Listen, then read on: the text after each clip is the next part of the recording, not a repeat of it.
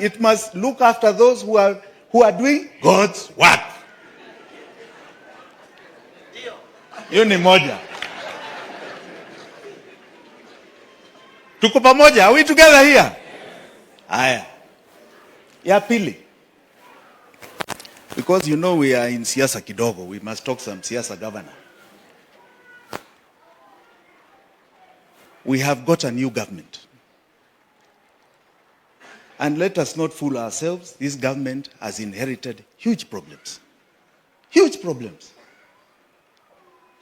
And I think it is only fair that we give this government time to deal with the problems they have inherited. Hii mambo ya ku point kila siku haina haja. Haina haja.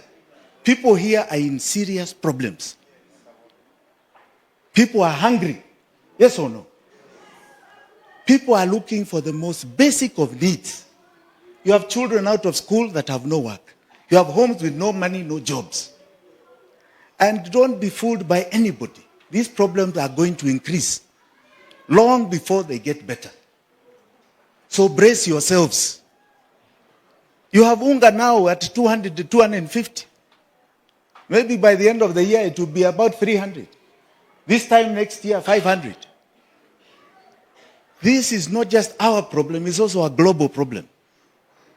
So we must give this government enough time before we kosoa it. Lakini wajue watu wako na njaa, governor. Mjue watu wako na njaa. You know, hunger has a lifespan. You die without food. So understand that the problem is urgent and people need solutions.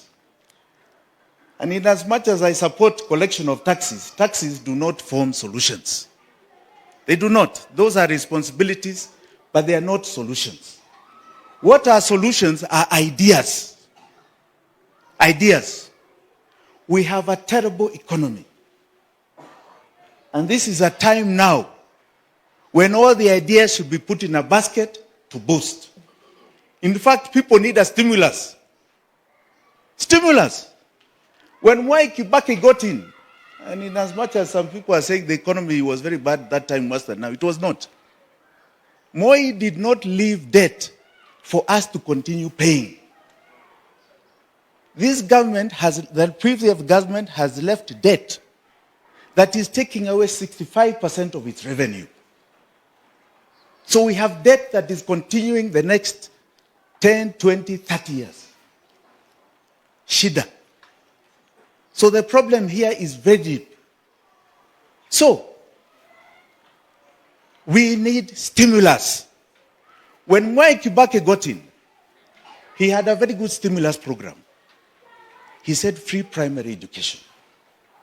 And in as much as people thought it's a cost to government, what he was doing was giving you back the money that you are spending for school. So if you spend 10,000 shillings per term, you got it back. Sindio? Haya, that was for 2 million parents. You count that per term, that was 20 billion shillings. He gave you back. In a year, 60 billion. He gave you back. That money, if you are buying one Colgate a month, you are now able to buy 2. So Colgate Hapa industry expanded its industry, expanded its jobs. And the tax that came from there went back to the government to fund the free primary education. Tumpigie Mwai Kibaki makofi. That is the kind of program we need. Give us back money so we can fuel this economy.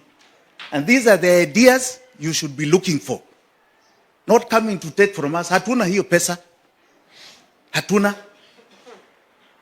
So kindly, let us look at progressive programs that are going to stimulate this economy.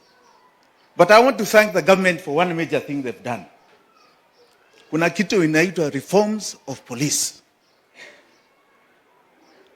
Reforms. We have had a team here in the forest here, hapa. Kwa hii njia ya Kiambu hapa. called DCI. And I'm not saying this because wamenivamia mara sijui ngapi. It's not personal. It is very clear that it had become rogue. It had become rogue. I want to thank the president for dealing with that DCI business here. They had become impunity galore. Wanaona watu, you think shooting somebody, you think God is the one who gives life. Who told you you can just take it like that? God did not abrogate to you that duty. They had become mass murderers here. And we want them to be brought to book no matter how high it goes. Because when you do that, the ones who are there today will also not do it to us. Indio?